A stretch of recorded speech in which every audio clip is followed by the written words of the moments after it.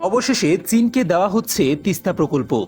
তিস্তা প্রকল্প চায়নাকে দেওয়ায় সবথেকে বড় বিপদে পড়বে ভারত। সম্প্রতি ডক্টর মোহাম্মদ ইউনূসের সাথে চায়নার রাষ্ট্রদূত মিটিং করেছেন এবং বিভিন্ন রিপোর্টে বলা হচ্ছে তিস্তার প্রকল্প দেওয়া হতে পারে চায়নাকে।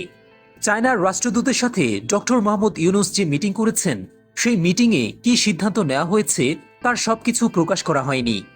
হতে পারে তিস্তার প্রকল্প চায়নাকে দেওয়ার সিদ্ধান্ত নিয়েছেন ডক্টর মোহাম্মদ ইউনূস। আজকের এই ভিডিওতে আমরা তিস্তা প্রকল্প সম্পর্কে জানতে চলেছি। ভিডিওটিতে লাইক দিয়ে বসে যান শেষ পর্যন্ত দেখার জন্য। আর নতুন দর্শকদের কাছে অনুরোধ থাকবে চ্যানেলটি সাবস্ক্রাইব করার। বাংলাদেশকে বলা হয় নদীমাতৃক দেশ। বাংলাদেশে মোটামুটি ৭০০টির বেশি নদী রয়েছে। এই নদীগুলোর দৈর্ঘ্য হচ্ছে ২৪,০০০ কিলোমিটার। এই নদীগুলোর মধ্যে ৫৪টি নদী ভারত এবং বাংলাদেশের মধ্যে প্রবাহিত হয়েছে। আন্তঃসীমান্ত এই নদীগুলোর মধ্যে একটি হচ্ছে তিস্তা। তিস্তা নদী প্রায় ২৪০ বছর পুরনো নদী। এই তিস্তা নদীর উৎপত্তি হয়েছে ভারতের সিকিমে।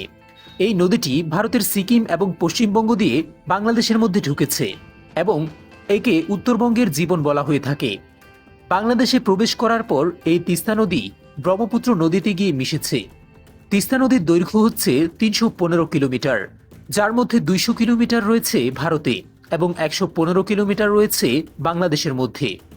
বাংলাদেশের উত্তরাঞ্চলের জেলাগুলোর জন্য তিস্তা খুবই গুরুত্বপূর্ণ একটি নদী।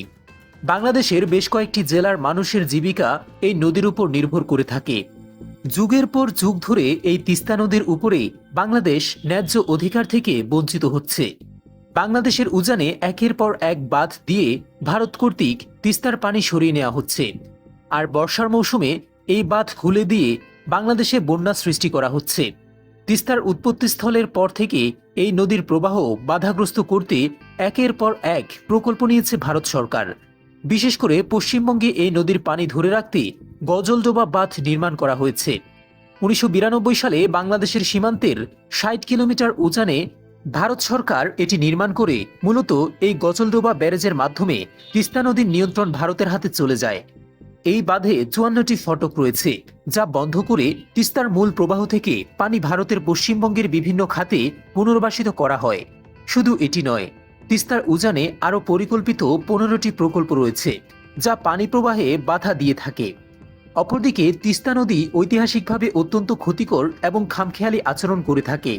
বর্ষার মৌসুমে তিস্তার পাহাড়ি ঢলের খেপাটে হয়ে ওঠে এই নদীটি। তিস্তার উপর নির্মিত গজলডোবা এবং অন্যান্য ব্যারেজে নির্মাণের ফলে বাংলাদেশের উত্তরের জেলাগুলোতে হঠাৎ বান দেখা দেয়। এমনিতেই তিস্তা বন্যাপ্রবণ। এখন গজলডোবা ব্যারেজ পরিচালনাকারীরা তাদের সুবিধামতো সময়ে ব্যারেজের গেট খুলে দেয় এবং সেটা একতরফাভাবে। এতে বাংলাদেশের তিস্তা অববাহিকায় বন্যা কবলিত হয়ে পড়ে। এমনকি কোনো কোনো বছর ৭ বার এই ধরনের বন্যার কবলে পড়েছে উত্তরের জনপদ। এই নদীর সাথে যুদ্ধ করে বেঁচে আছে ভাটি অঞ্চলের মানুষ। ভারত ও বাংলাদেশের অমীমাংসিত বিষয়গুলোর মধ্যে অন্যতম তিস্তা নদীর পানি বণ্টন। ১৯৮৩ সালে প্রতিবেশী দেশ দুটি সিদ্ধান্ত নিয়েছিল তিস্তার পানির ৩৯% ভারত এবং ৩৬% পাবে বাংলাদেশ। ২০১১ সালে ভারত বাংলাদেশকে ৩৭.৫% পানি দিতে সম্মত হয়। এই বিষয়ে চুক্তি চূড়ান্ত সিদ্ধান্ত নেয়ার পর শেষ মুহূর্তে চুক্তিটি আর হয়নি। অর্ধশত বছরেও বেশি সময় ধরে ভারতের সঙ্গে তিস্তা নদীর পানি বণ্টন নিয়ে একটি চুক্তিতে পৌঁছানোর চেষ্টা করেও নানা কারণে এর পথ খুঁজে পায়নি বাংলাদেশ। বারবার তাগাদা দিলেও সাড়া দেয়নি ভারত। আওয়ামী লীগ সরকারের সঙ্গে দ্বিপাক্ষিক সম্পর্ক ভালো হওয়ার সত্ত্বেও এই সমস্যার সুরাহা না হওয়ায় বাংলাদেশ একটা আঘাতের জায়গা রয়েছে। অথচ উত্তরবঙ্গে প্রতিটি মানুষ চায় এই প্রকল্প বাস্তবায়ন হোক, দুর্ভোগ লাঘব হোক। ২০১৬ সালে চীনের প্রেসিডেন্ট শি জিনপিং ঢাকা সফরের সময়ে এই পরিকল্পনার কথা শোনা যায়। পরে চীন ও বাংলাদেশের আলোচনার মাধ্যমে পাওয়ার চায়না প্রায় $১ বিলিয়ন বাজেটে তিস্তা নদী সামগ্রিক ব্যবস্থাপনা ও পুনরুদ্ধারের প্রকল্প প্রণয়ন করে। তিস্তা নদীকে ঘিরে উন্নয়ন পরিকল্পনার ব্যাপারে শুরু থেকেই চীনের আগ্রহ রয়েছে। এমনকি ঢাকায় নিযুক্ত চীনা রাষ্ট্রদূত কুড়িগ্রামের তিস্তা ব্যারেজ পরিদর্শন করেছেন। এই প্রকল্পে দেখা যায় তিস্তা নদীর যে প্রশস্ততা আছে তা কমানো, অর্থাৎ এই নদীর গড় প্রশস্ততা বর্তমানে প্রায় ৩ কিলোমিটার। এই প্রশস্ততা থেকে ০.৮২৬ মিটার কমিয়ে আনা হবে।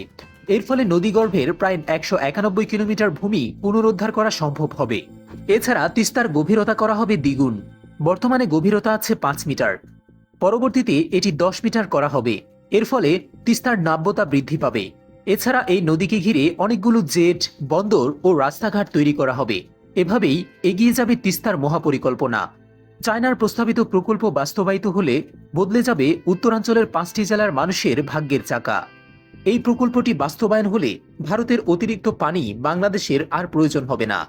পানির গভীরতা দ্বিগুণ হওয়ার কারণে বন্যার পানিতে প্লাবিত হয়ে খুব কম এলাকা যাবে। সারা বছর নৌ চলাচলের মতো পানি সংরক্ষণ করে রাখা হবে। প্রকল্পে বলা আছে 108 কিলোমিটার নদী খনন, নদীর দুপাশে 173 কিলোমিটার দীর্ঘ নদীতে চর খনন, নদীর দুই ধারে স্যাটেলাইট শহর নির্মাণ এবং বালুর সরিয়ে কৃষিজমি উদ্ধার করা হবে। এর পাশাপাশি 1,13,000 কোটি টাকার সম্পদ রক্ষা করা হবে। প্রতিবছর 20,000 কোটি টাকার ফসল উৎপাদন সম্ভব হবে। নৌবন্দর এবং আইন শৃঙ্খলা রক্ষায় দুই পারের থানা, কোস্টগার্ড এবং সেনাবাহিনীর জন্য ক্যাম্পের ব্যবস্থা করা হবে। তিস্তা মহাপরিকল্পনা সম্পর্কে চীনের তৈরি প্রকল্পের সূত্রে জানা গেছে, পূর্বে চীনের জিয়াংসু প্রদেশের সুফিয়ান সিটির আদলে রাস্তার দুপাশে পরিকল্পিত স্যাটেলাইট শহর নির্মাণ করা হবে। এমনকি এখানে পর্যটন কেন্দ্র স্থাপন করা হবে। এতে 7 থেকে 10 লক্ষ মানুষের কর্মসংস্থান সৃষ্টি হবে। চায়না পাওয়ার কোম্পানি ইতিমধ্যে তিস্তা পাড়ে নির্মিত এই প্রকল্পটি বাস্তবায়নের নকশা এবং সম্ভাব্যতা যাচাইয়ের জন্য কাজ শেষ করেছে। তিস্তা নদীর পাড়ের জেলাগুলোতে নীলফামারী, লালমনিরহাট, কুড়িগ্রাম, রংপুর এই জায়গাগুলোতে চায়নার 3টি প্রতিনিধি দল কাজ করছেন। ইতিমধ্যে এই প্রকল্পকে ঘিরে উত্তরবঙ্গের মানুষের মধ্যে রয়েছে বিপুল আগ্রহ। বারবার তারা এই প্রকল্প বাস্তবায়নের তাগিদ দিয়ে আসছে, কিন্তু এই প্রকল্পে চায়নার আগ্রহ দেখালেও ভারতের কিন্তু ব্যাপক আপত্তি আছে। বিশেষ করে দেশটির বিশেষজ্ঞরা এই বিষয়টিকে ভালোভাবে দেখছেন না। সাবেক প্রধানমন্ত্রী শেখ হাসিনা কিছুদিন আগে ভারত সফরে গেলে ভারত তিস্তা প্রকল্প সম্পর্কে আগ্রহ দেখায়। বাংলাদেশে কারিগরি টিম পাঠানোর কথা জানায় ভারত। तीस्ता नदी के संरक्षण शीघ्र ही एक टेक्निकल टीम बांग्लादेश का दौरा करेगी। কিন্তু চায়না যেখানে 2016 সাল থেকে এখন অবধি এই প্রকল্পের পিছে লেগে আছে, এই প্রকল্প নিয়ে একের পর এক সম্ভাব্যতা যাচাই করছে, সেখানে ভারত এসে কেবল যুক্ত হওয়ার আগ্রহ দেখানো সময় ক্ষেপণ কিনা সেই বিষয় নিয়ে প্রশ্ন উঠেছে বাংলাদেশের জনগণের মধ্যে। বাংলাদেশ সবার সাথে বন্ধুত্বপূর্ণ সম্পর্ক রেখে এগোতে চায়। প্রকল্পটি চায়না বাস্তবায়ন করুক কিংবা ভারত বাস্তবায়ন করুক, চায়না ভারত দুজন মিলে করুক, তাতে সাধারণ মানুষের কিছুই যায় আসে না। বাংলাদেশের মানুষ চায় তিস্তা নিয়ে দীর্ঘদিনের ঘটনার অবশেষ সমাপ্তির, মানুষের দুর্দশার অবসান ঘটুক। বাংলাদেশের মানুষ চায় ভারত পানি নিয়ে বৈষম্য বন্ধ করুক। তিস্তা পরিকল্পনা বাস্তবায়নে খরচ হতে পারে $1 বিলিয়ন বা 11,000 কোটি টাকা। বিকৃত টাকা 3.5 বছরের মধ্যে বাংলাদেশ তুলতে পারবে বলে মনে করেন বিশেষজ্ঞরা। পদ্মা সেতুর খরচের টাকা তুলতে যেখানে প্রায় 30 বছর সময় লাগবে, সেখানে এই প্রকল্প কতটা অর্থনৈতিকভাবে লাভজনক সেটি জনগণ খুব সহজেই বুঝতে পারছে। তাছাড়া তিস্তা প্রকল্পে নতুন করে বিনিয়োগকারী খুঁজতে হবে না। বাংলাদেশ পানি উন্নয়ন বোর্ড এবং পাওয়ার চায়নার মধ্যে 2016 সালের 28শে সেপ্টেম্বর একটি সমঝোতা স্মারক সই করা হয়। এটাকে কাজে লাগানো এখনই সময়। তিস্তা প্রকল্প খুব দ্রুত বাস্তবায়ন করা হোক। আপনারা কারা কারা চান এই প্রকল্প চায়নাকে দেওয়া হোক আর কারা কারা চান ভারতকে দেওয়া হোক, কমেন্ট করে জানান। তবে নতুন সরকারের কাছে সবার দাবি যে তিস্তা প্রকল্প তাড়াতাড়ি বাস্তবায়ন করা হোক। এতে উত্তরবঙ্গের মানুষের কষ্টের অবসান ঘটবে। এই প্রকল্প কাকে দেওয়া উচিত বলে আপনার মনে হয়, কমেন্ট করে জানান। ভিডিওটি বেশি বেশি শেয়ার করে বন্ধুদের জানিয়ে দিন। ভালো থাকবেন, টেক কেয়ার।